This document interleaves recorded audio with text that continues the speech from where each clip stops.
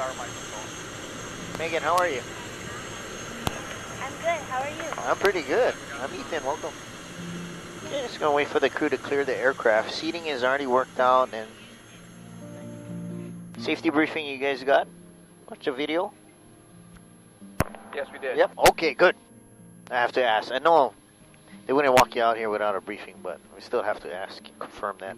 Now, microphones turn off when we take off and land. During the trip, they'll be on. You can use them. And I'll give you lots of information so you know what you're looking at. Yep. We're going to go see the lava flow first at the ocean entry. Super nice. Today is like the first day of one branch of the ocean entry, so it's all exposed orange. Yep. Looks really good. So when you're lucky, you're lucky. This is what we want to see. After that, we'll come back somewhere up the coast here to see some of the waterfalls. Yep. Ready? We're ready. Okay. Microphones are off. 17 pad 4, switch full sound 70 recording.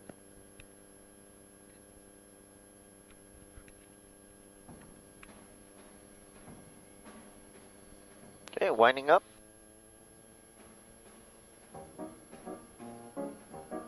It's not so much about me entertaining you guys, it's about the views, but you know, the terrain is so flat and plain because it's not eroding yet, it's still growing, that it needs interpretation.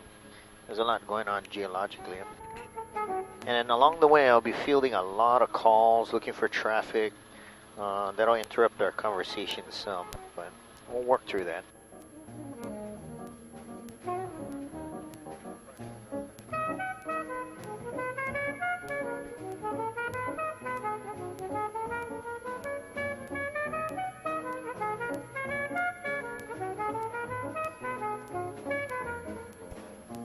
Steve and Megan, you're going to get a wind blast from this air vent, this scoop here, so I'll adjust it from time to time.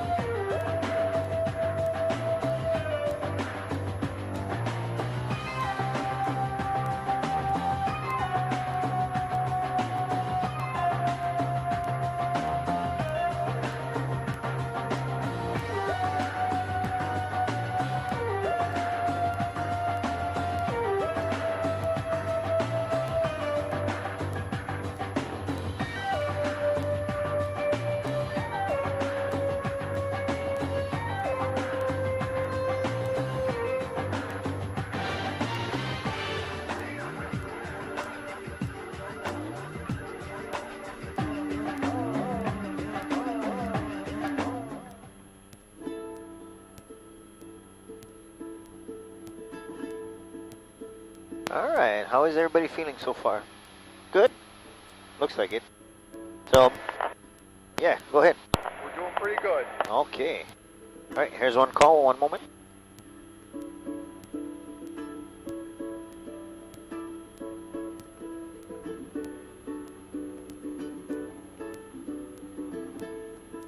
Yeah, go ahead and use the microphones. Ladder trip will be like this, just straight and level, as high as we can be, so we're not bombarding the community.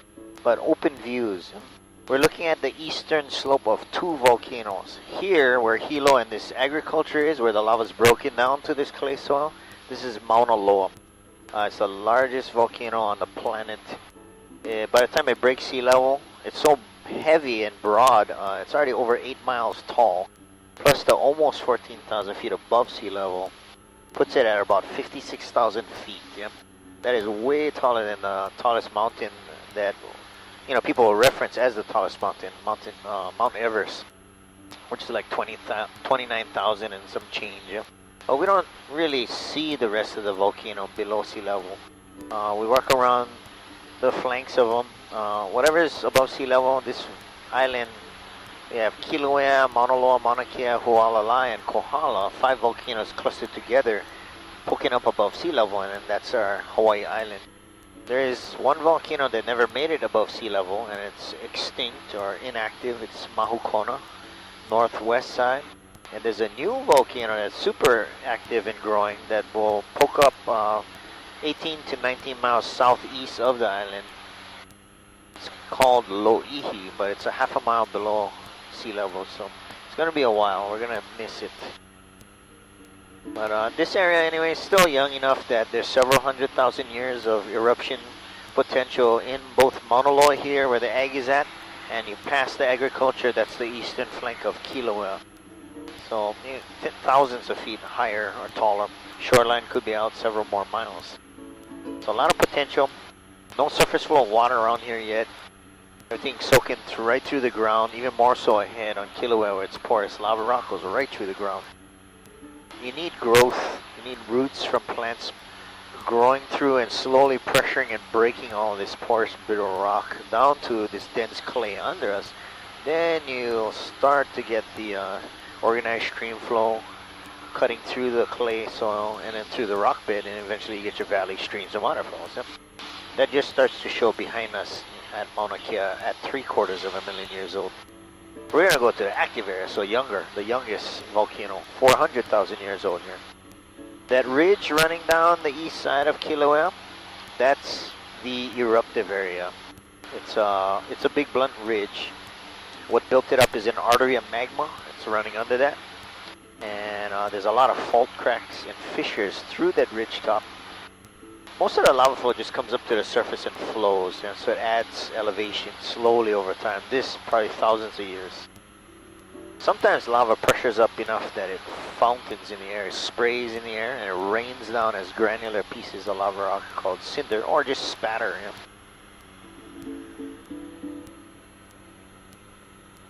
And they build up cinder and spatter cones that look and work like mini volcanoes, but are a part of the host volcano. So if you guys see any bumps, I guess, little hills on the rift zone ahead, those were cinder and spatter cones, and there were fountains of lava. That doesn't always happen. Nothing is a constant. There's no regular or constant rate of flow in lava flow. There's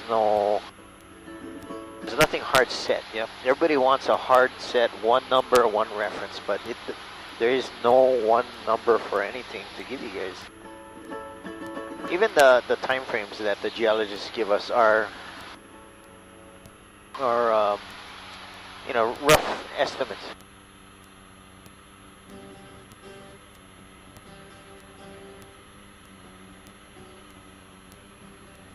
Sorry, one moment.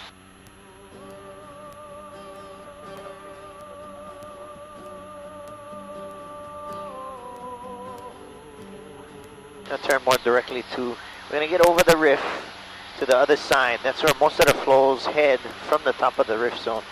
Even in the last 200 years, and a lot of separate eruptions and flows. And most of the flows, there's always flow that comes this way as well, but not so much around this area in several hundred years, and that's why there's a lot of community here. But there could be a flow to come through this area tomorrow or today.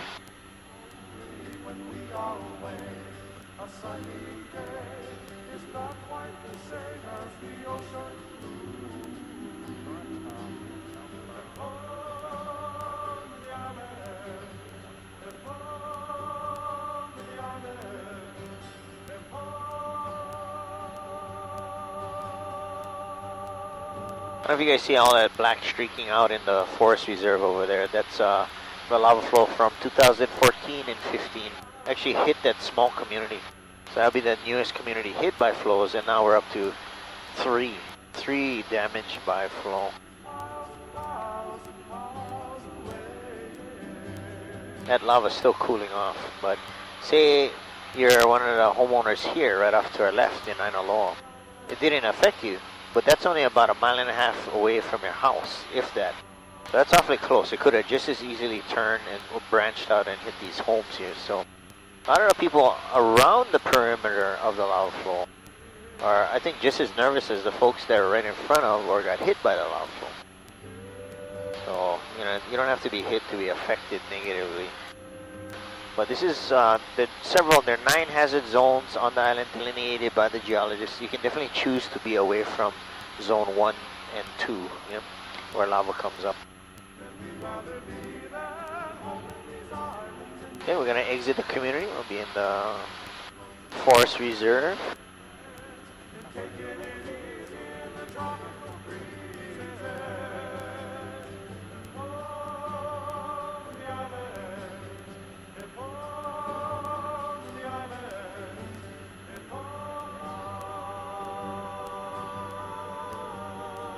Steven, are you guys getting wind blasted? We are, but it feels good. Yeah. Better that than not having it. I know it's probably messing up Megan's hair, but you can write a comment about that when you get back. Write some comments, man. Like, gee. I'm good. I pulled my hair back. Oh, 10-4. This is native forest. Room for lava flows to move through. A lot of ohia trees, staghorn fern as lime green color, creating a lot of habitat for birds and insects, which are really prone to disease, predation, competition, and extinction. Usually by introduced species, and man are just being squeezed out or pushed out by development in the community. So this area is not going to be developed. Alright, so that feature ahead of us, it's not a volcano, but that is the erupting vent Pu'u'o'o. We could go there, but with a time frame, I'd rather spend the time at the ocean entry where the lava is really visible. Yep. So I want to point that out, but we're going to follow the lava tube, which you'll see with a lot of smoke coming out of it. We're going to follow it downhill to the ocean entry. Yep. But that's where the whole eruption started, January 3rd, 83. The cone wasn't there. This flow field was in here. This was all rainforest. Yeah?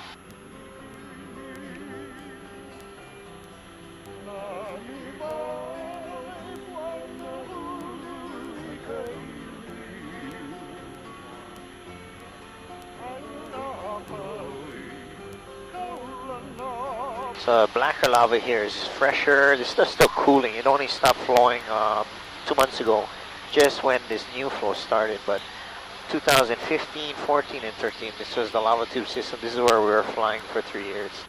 Blacker lava. Now there's a lot of iron content in the lava rock, so when it weathers, the rock will turn from black to a reddish brown. You see patches of that around us here, and probably sprouting trees. No soil, yeah? All lava rock around us here. But the iron oxide, like rust, so rusty colored. And you see a flow extending out this way, and that one's about 30 years old.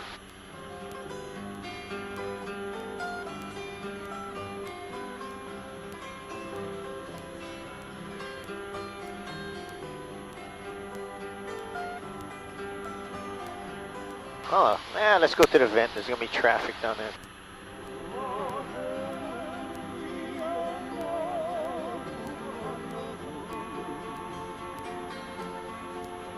Then it'll separate us from the traffic. We'll do that. Oh, it looks good. There's one hole or opening. Let's see if we can see in there. It depends on where the smoke blows, but I'll make a left side pass and a right side pass.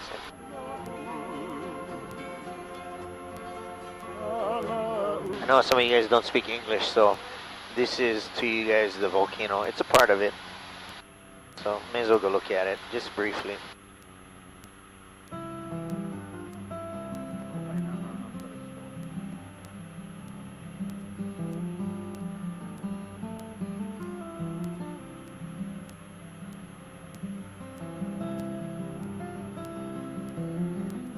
If these clouds move in, then we're gonna depart, you know?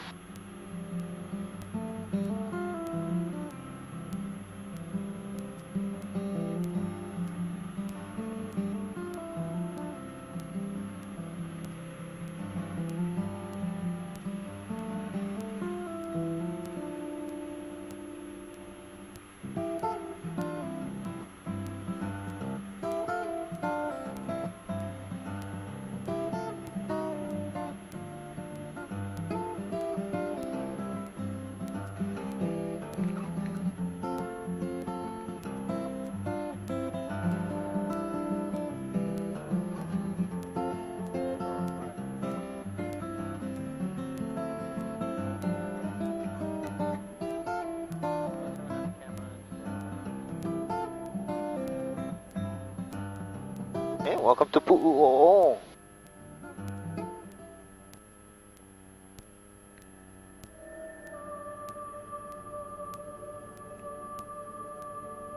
Ooh. Yuck. No, it's not the place you want to be, but I'm going to come around on the right side here and down the hill.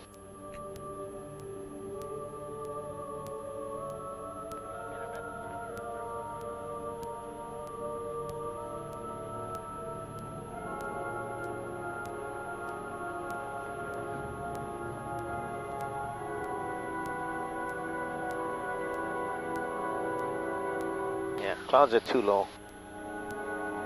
That's alright. Better at the ocean entry. I'm gonna make the pass over anyways, yeah? That round hole on the right side there. If it opens here, maybe we'll...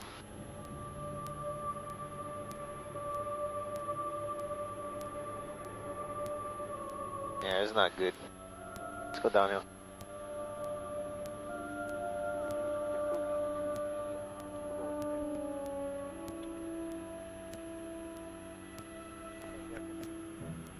You get to see some lava, at least a little bit out of that small one. Yeah.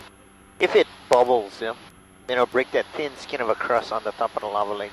See the steam ahead? That's that new ocean entry. So this is what you drool to see. It's so obvious. And with the sun way off behind us to the west, over that cliff, it's all shadowy dark. So the lava, those stringers of lava stand out real bright orange. Yeah? So let's go there.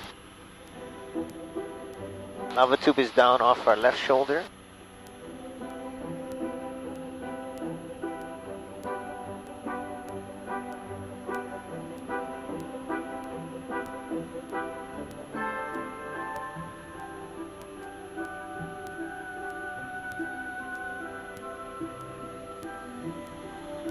You can see where everybody parked their cars, all the sunlight just reflecting off the windshield. So from there you can walk in, but that's about 5 miles, 4 miles.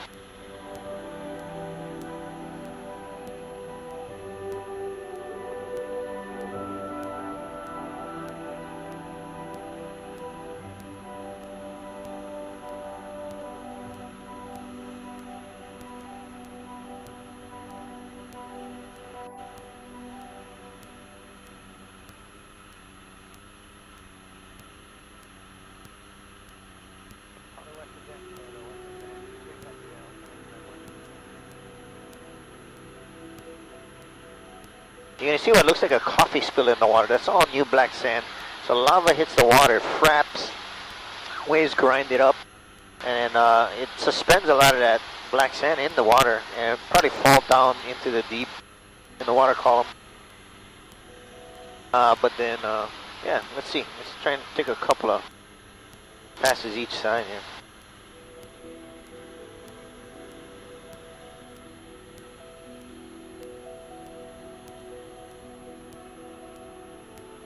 We'll go left, right, left, right.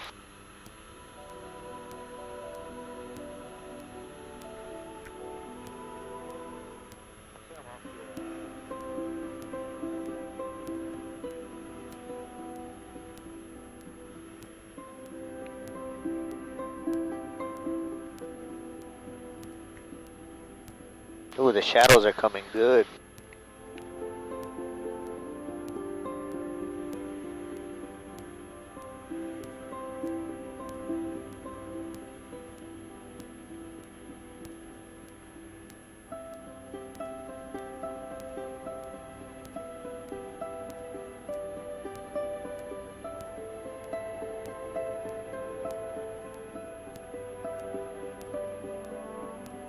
So many stringers right now. From this point, it's going to start crusting over vertically. It's actually 2 ocean entries. There's one ahead where there's what looks like a peninsula.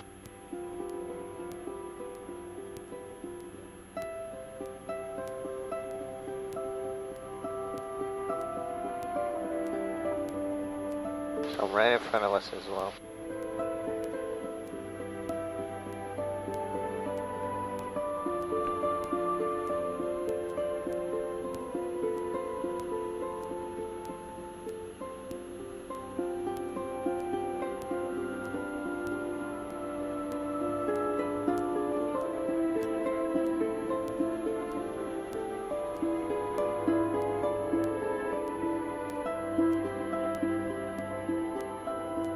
lots of photos, but don't only take photos. Yeah, look at it, burn that in your memory.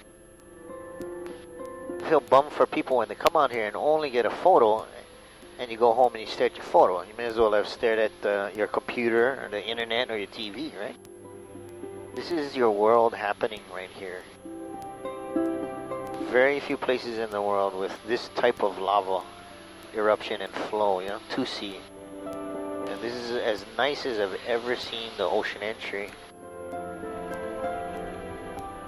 Yeah, let's get another pass each side. Now you know where it's at, what to expect.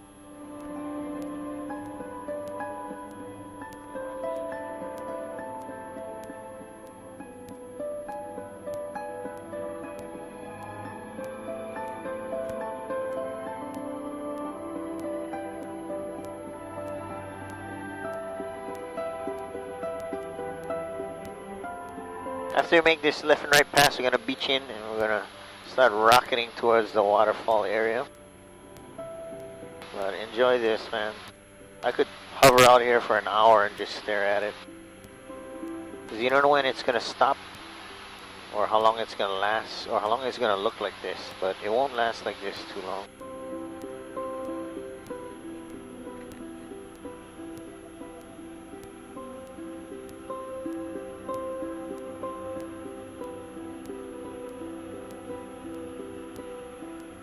So there's the rift, yeah? That's where the lava comes up. This is the coastline all the way down there. There's been flows on this whole coast in the last 200 years. And last pass.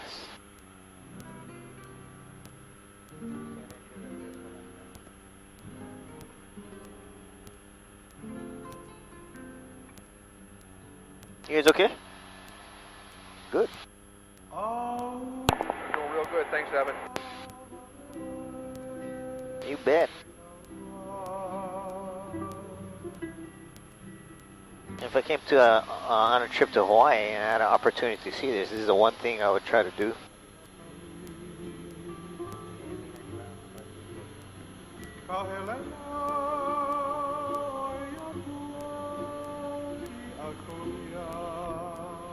So yesterday the lava hadn't crossed the road there. It looks like it crossed in 3 different places. So sometime overnight.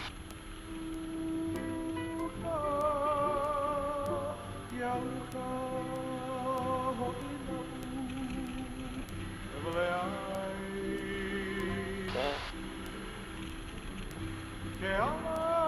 Level. Just straight. Now I'm gonna climb and open up the view again. There's one of the communities that get hit. They're rebuilding Kalapana. They lost 103 structures, maybe more. Famous black sand beach and the Queen's Bath. That's about 24 of the properties rebuilt. And then 3 of the rebuilt homes got hit by a second flow July 2010, initially in 1990.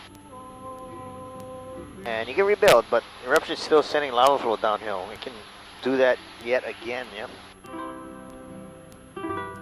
Lava came down and actually turned along the coast, kind of parallel the coast there, eastward.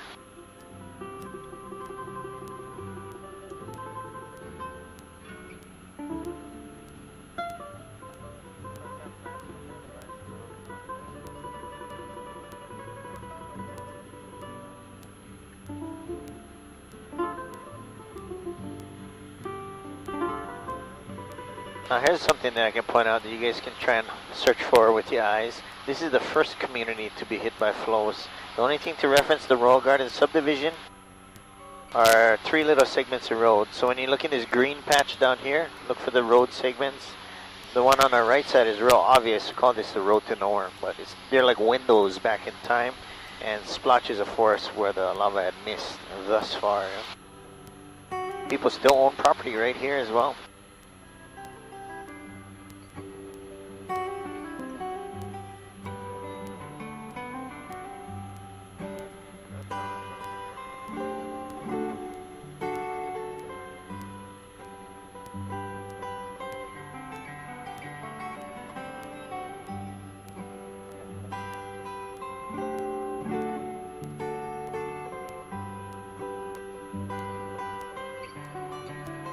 So much land out here.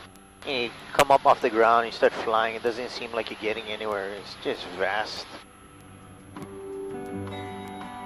And not a lot of character in the terrain, you know, to see whizzing by, to look at separately. It's just a big expanse of land here.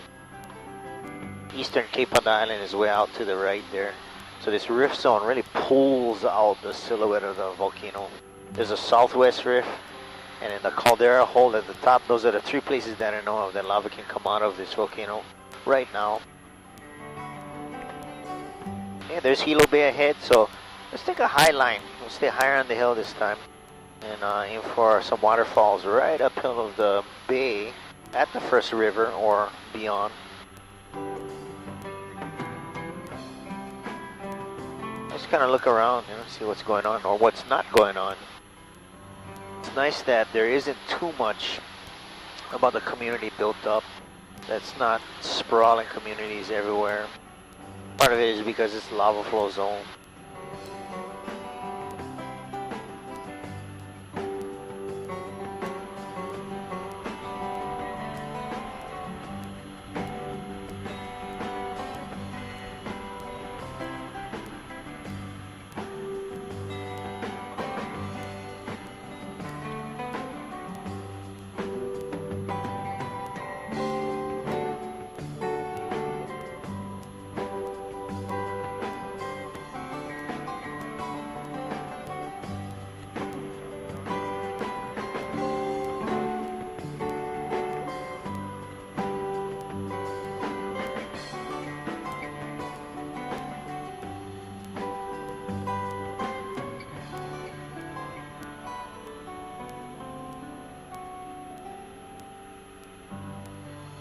Megan, you may see it like that. Looks like a little gully right there.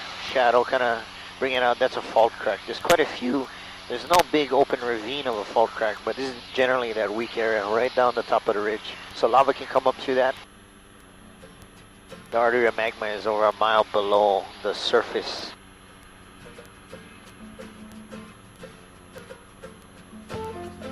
Glad the geologists have been studying this volcano, you know. 100-something years of studies, mechanics, real good understanding, time frames, ages, what the different features are that you see, you know, on the flanks of the volcano. That it's different from other types of volcanoes elsewhere, like Mount St. Helens. Kind of puts things in perspective over here. I don't know where I'm gonna go when the volcano goes. The ground she's moving under me.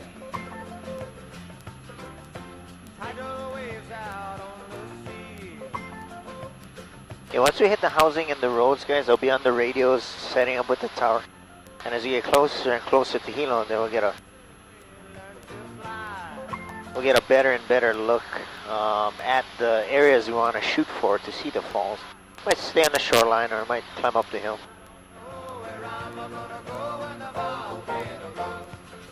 Now my girl quickly said to me,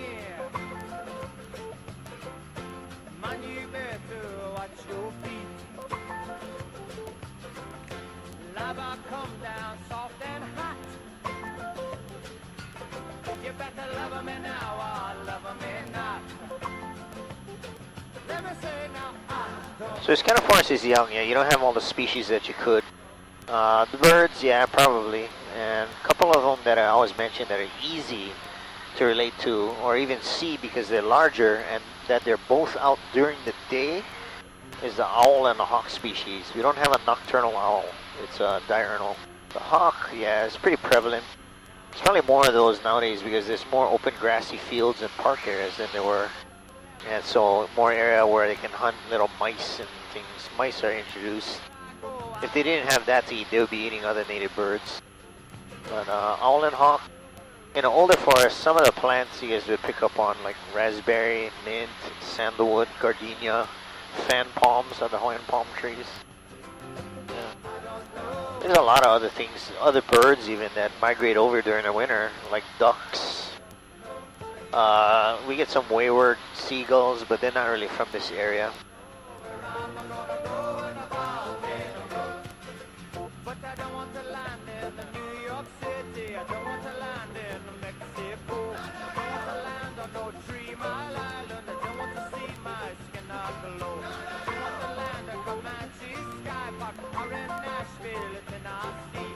Go to land of no San Juan Airport or the Yukon Territory. Go to land no San Diego. Go to land no. See how, Megan, you see how it's dark on the ground there? They cleared that lot to build on. That's just lava rock. There's no topsoil there. So it's an indicator that this area is only a couple 100 years old. But when we cross back to Mauna Loa, the ag area, those grassy patch areas, lots of soil. Yeah, there's Hilo. I'll be right back.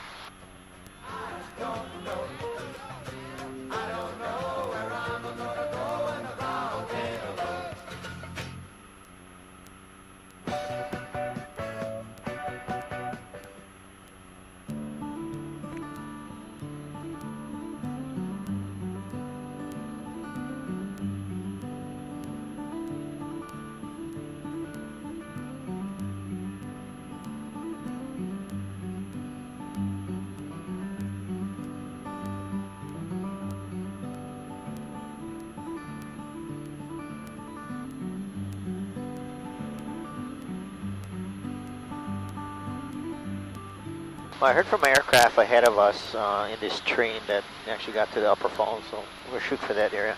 It'll put us on the first river, the youngest river, the seam between Mauna Loa under, well, not under us, Mauna Loa and Mauna Kea ahead, but it empties out right into the tightest pinch point of Hilo Bay.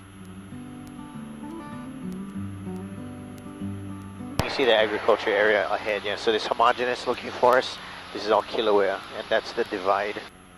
Yeah, go ahead. I was going to say, sounds good to us. Yep. It's quiet countryside. This is Hawaii. Are you guys on the cruise ship, Steven? No, we're actually on our honeymoon. Oh, really? Doesn't mean you don't have to be on a cruise ship, though.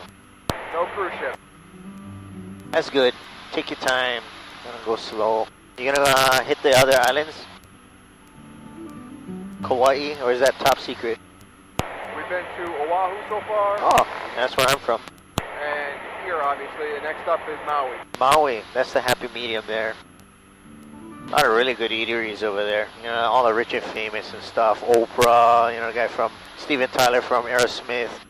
A lot of other guys, they like Maui. Because you get your resort areas, your creature comforts, enough shopping and good eateries over there.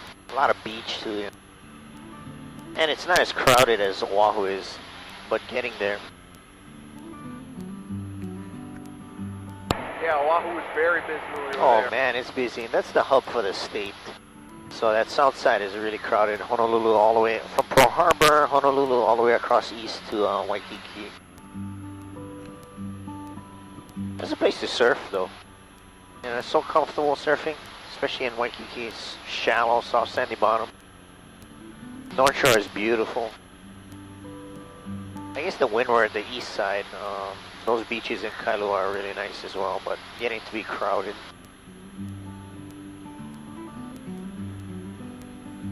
You guys okay? Good?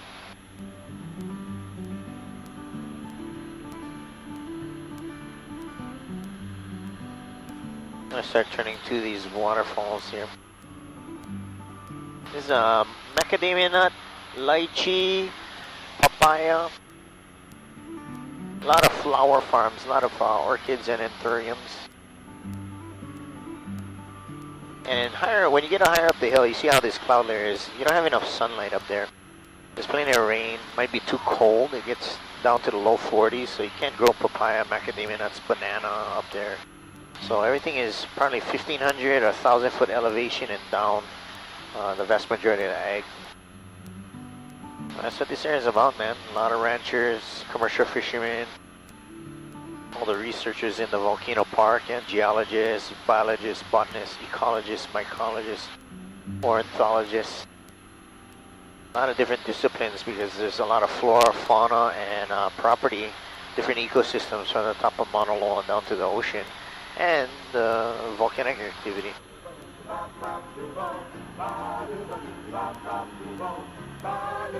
Alright, second largest city in all of the state of Hawaii, 43,200. This is Hilo. This was a hub of the sugar industry. The bay is the reason, that shipping port. And before this were old ancient Hawaiian times, yeah, 1778 and prior, probably 2,000 years. There might have only been a couple thousand Hawaiians living up and down the coast here because of the carrying capacity, yeah, how much food they could produce or catch. When you bring in 90% of the food and drink and all that, yeah, you're gonna have tons of people. You're gonna have 1.2 million people in Hawaii. But I think in the past, you know, maybe 100,000, maybe a couple 100,000.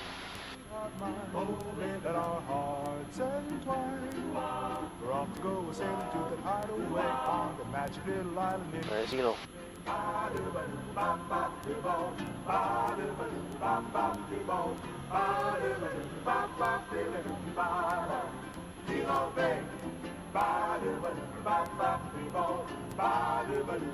After the excursion, guys, if you can leave us comments and stuff, and yeah, hit us up, Kauai, Oahu, Maui, or Waikoloa, and have fun, you know? Have fun. Some people forget to do that. They don't let themselves unwind and, you know, kind of go with the flow. They fight that. They force it. Itinerary, staring at their watch. But you lose out on one of the most important parts of the experience out here. You know, people come here to relax and refresh. You know? We'll serenade you underneath the stars. So come, sweetheart mine, let our hearts entwine. We're off to go sailing to the hideaway on the magic little island in Hilo Bay. Okay, almost through the waterfalls. See how you guys will see it on the left side first, then I'll bring it around, and then we'll head down to the bay, hopefully.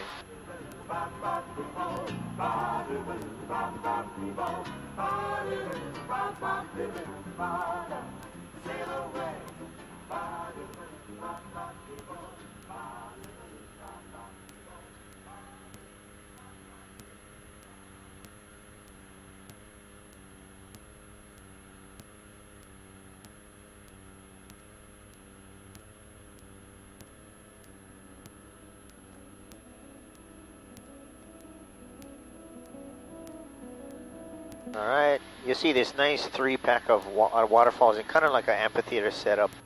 You see them from right to left initially. You can see one of the 3 ahead, that's Kauvehu. Then there will be Pukamau and Laulole. So this is the volcano divide and the state's longest waterway between the 2 biggest volcanoes called the Wailuku.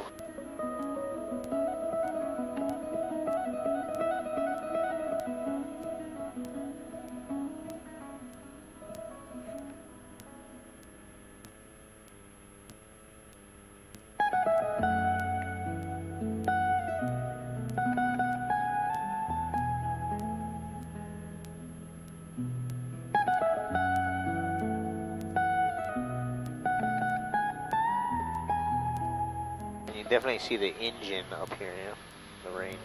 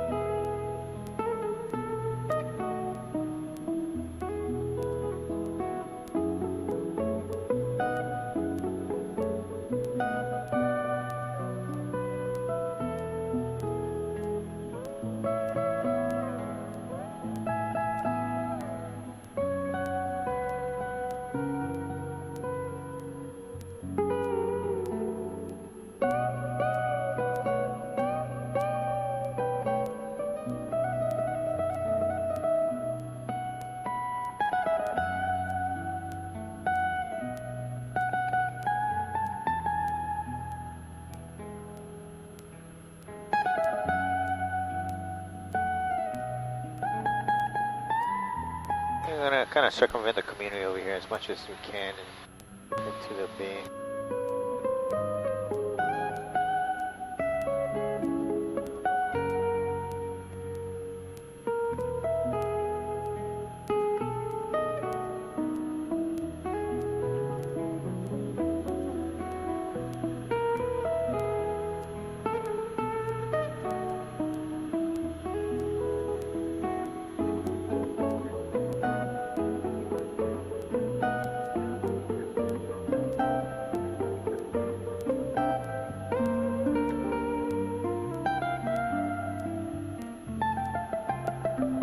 Thank you, everybody.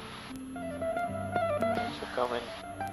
I'm gonna switch off the microphones here because we're on in the airspace or just about and on with tower. But they gave us a green light to fly over the bay. Take a look, and then at the last minute we'll cross land. The ground staff will get the doors. Yeah, I don't know if I already mentioned it, but really important. Let them handle that. I'll tuck you out of the belts. Make sure you have everything. And when you exit. Exit all the way to the walkway in front, the safety box where you guys lined up by seat number. Don't want to hang out outside the door or walk to the tail. You're around these rotors, yeah? But real slow, don't rush. As you exit, you know, look back at and under the seat or on the floor. Here, I'll play a little bit of the feel-good song here. There's two, I gotta get the other one. This one's a little more recent.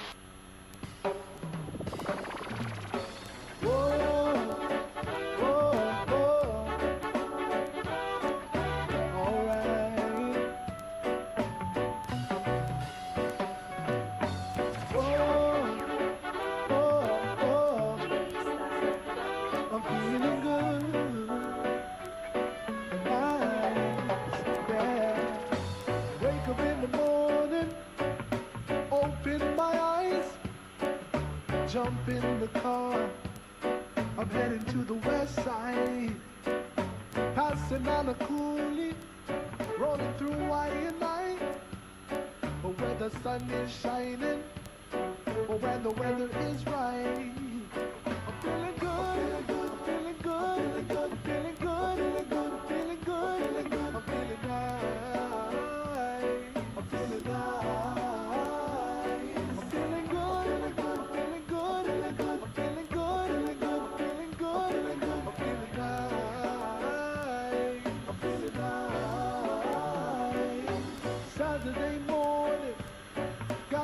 By the stove, pick up some green bottles.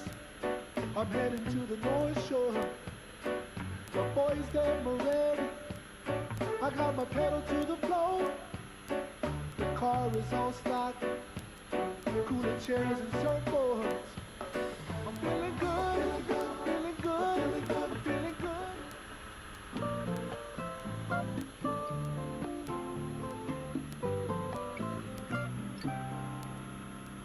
Who knows how long I've loved you?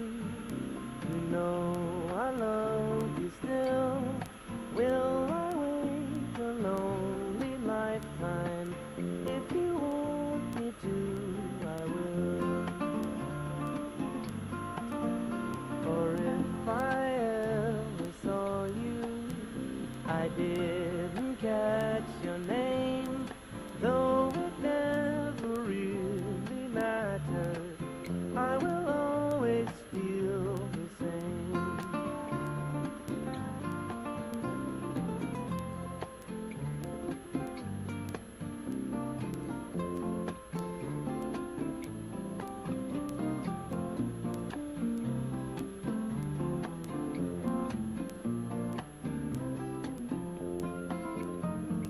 Love you forever and forever. Love you with all my heart. Love you whenever we're together. Love you when we're apart. And when at last I find you, your song will fill the air. Sing it loud so I can hear you. Make it easy to be near you. For the things you do endear you to me.